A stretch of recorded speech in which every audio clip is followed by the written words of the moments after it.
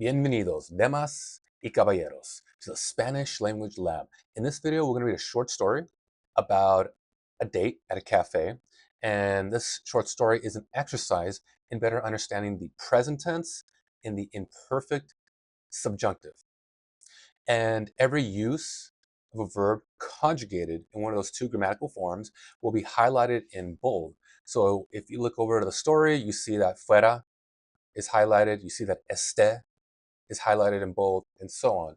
And so we're going to read the short story, and then we're going to analyze what we read afterwards, the grammar. Why was the present tense subjunctive used here instead of an alternative? And same thing with the imperfect. Well, what was the trigger, and so on. We want to better understand the subjunctive use in writing and speech and so on. So that's a video is an exercise in that. All right, so without further ado, let's do it. Cuento corto. Una cita más larga en el café. I'm going to set up the story. La mesa junto a la ventana estaba bañada por la luz de la tarde. Marta revolvía su café lentamente, observando cómo Daniel jugaba con la servilleta entre sus manos. And now we move into the dialogue. Espero que el café sea tan bueno como lo pintan en las reseñas. Sí, yo también. Ojalá que la tarta de chocolate esté tan rica como dicen. Me moriría de risa si no fuera mejor que la de la pastelería de mi barrio. Me alegra que tú hayas venido conmigo aquí. La verdad, no quería que la cita fuera demasiado seria, como esas cenas elegantes donde todos prefieren que uno hable de trabajo. Yeah, I don't like this kind of dates either. Daniel se rió. Ni yo. Aunque si el camarero nos trajera una copa de vino sin que la pidiéramos, no me quejaría. Riendo. Qué gracioso, pero prefiero que tú no bebas demasiado, ¿sí? No quiero que mañana digas que la cita fue un desastre por mi culpa. Está bien, pero yo quería que tú probaras un poco de mi espresso para que supieras cómo me gusta el café de verdad. Marta se inclinó, tomó la taza y bebió un sorbo. Es fuerte, pero me encanta que me lo ofrezcas. Hace que nuestra conversación sea aún más interesante, pues deseo que esta noche terminemos con una cena más larga. Así sería perfecto. Lo miró fijamente. Me sorprende que tú seas tan directo, aunque sinceramente me gustaría que tú vieras cómo me siento en este momento. So we're up here. ¿Y cómo es eso? Quiero que me entiendas bien. No esperaba que me hicieras reír tanto, ni que la tarde resultara tan ligera. Entonces, ¿te alegraría de que nosotros volviéramos a vernos pronto? Sí, claro, pero no quiero que tú pienses que yo acepte tan rápido. Prefiero que las cosas se den poco a poco. El camarero trajo la cuenta y Daniel la miró con seriedad. How bad was the bill? All right, so we're here. Ojalá que la próxima vez yo pague antes de que tú saques tu cartera. Me parece justo, aunque yo siempre quise que alguien me dejara invitar también. Salieron del café y caminaron juntos por la calle iluminada de faroles. Marta respiró hondo. Deseo que esta noche sea solo el comienzo de algo más. Y yo deseo que el destino nos regale otra cita muy pronto. I don't know. I don't know about that last line. But there you go. I mean, look, I ChatGPT create the story, so not me. I don't write this. Anyways, um, now to the analysis. All right, so the first use of the subjunctive is in the first line with Marta, and it reads: Espero que el café sea tan bueno como lo pintan en las reseñas. So this has it's a relatively simple grammatical structure. So we have one subject saying expressing an emotion or a desire. In this case, it's like a hope. Yeah, hope slash desire. Espero. I hope. It's a hope. Okay, it's a hope. So espero que el café, and then we look at the first verb after the trigger word que, and basically they're saying, I hope that the coffee is good. And so the verb here is. Espero que el café sea tan bueno. And so we have an example of the present tense subjunctive in sea, right? Um, and that's it. So move on to the next line of dialogue with Daniel, and there's two subjunctives here. So the second sentence is right here. Ojalá que la tarta de chocolate esté tan rica como dicen. So if this was not a subjunctive sentence, it would be la tarta de chocolate está tan rica, as if he's expressing a fact. Yeah, it's chocolate and it's delicious, it's rich in flavor.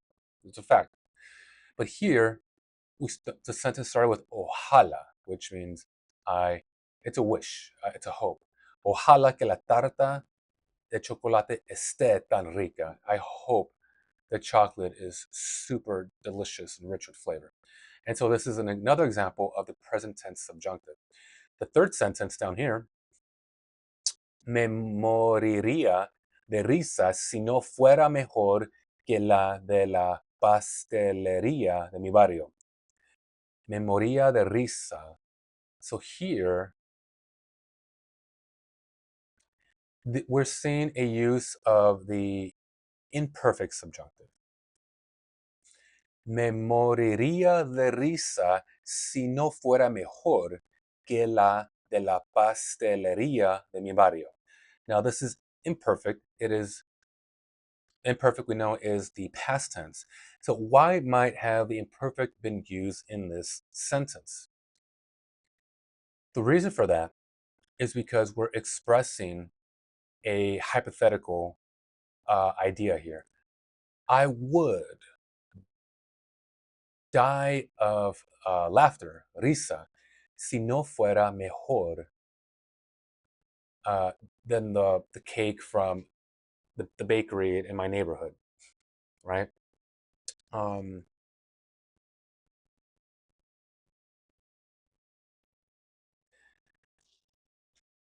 so let's go on to the next one. And I did mention that ChatGPT created these examples, and this one's interesting because this is not neither present tense or uh, imperfect. It's actually um, the present perfect. And I guess that counts it as present tense.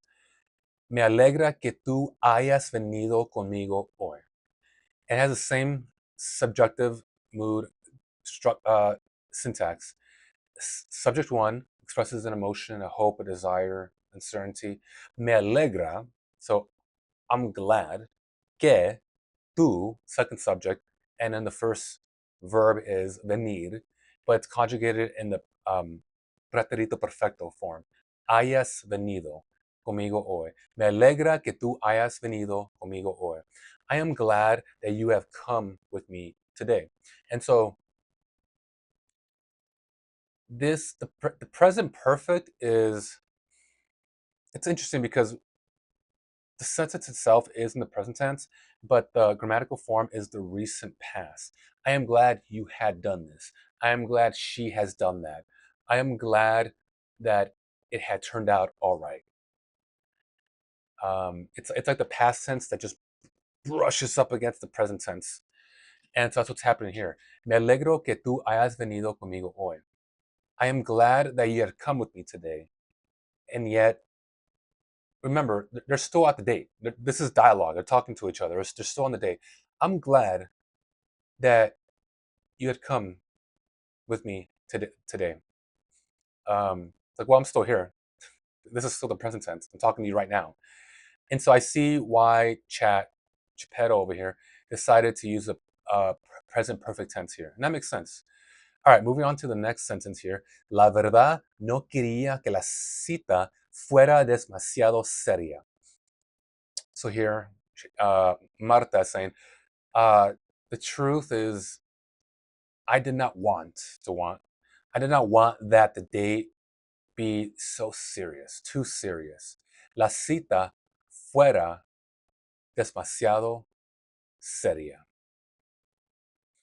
And here, take a guess. Is this the present subjunctive or the imperfect past tense subjunctive? Think about it. So it is the imperfect subjunctive, the past tense. She said, the truth, I did not want that the date would have been too serious. No quería que la cita fuera demasiado seria.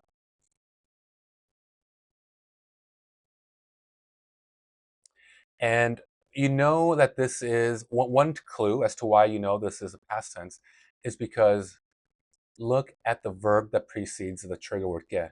No quería. That's the I forget what the table of grammar is called that is not the subjunctive, the ones with like the three different past tense, the present tense, the future tense. But you see here, quería, that is the preterito. Is that what it's called? Preterito imperfecto. So this is the imperfect past tense. Quería. Oh, I did not want that to happen. It's like a fact. I did not want that to happen. So this is the imperfect past tense. It's past tense broadly. And so since it establishes that we're talking about the past tense, then the verb that follows, albeit subjunctive, will also be in the past tense. No quería que la cita fuera demasiado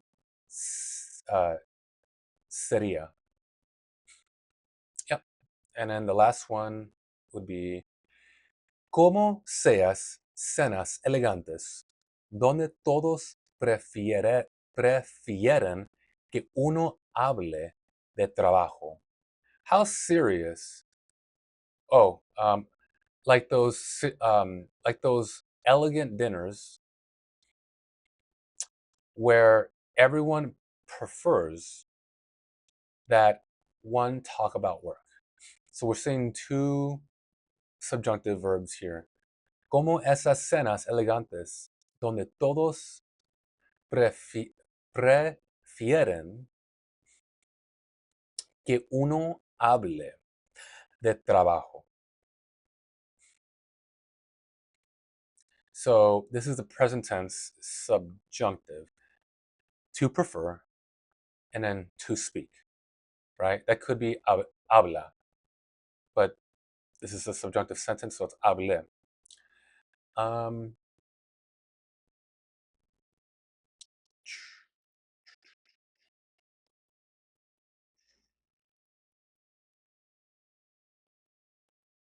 I think, yeah, that's it. All right, so I'm not going to go through the entire dialogue, but you've seen we broke it down a few different examples for the present tense as well as the perfect present and the imperfect tense subjunctive. We've seen it in a story, a narrative context. And yeah, I hope this is helpful. Let me know in the comment section what you liked or disliked about the video. If you love it, let me know. If you hate it, let me know. All that matters is engagement. All right. And with that feedback, I promise to you that I'll do my best to make these videos increasingly more interesting, entertaining, and most importantly, educational, because the reason why we're here is to improve our Spanish language mastery. All right. Damas y chicas, ciao, ciao.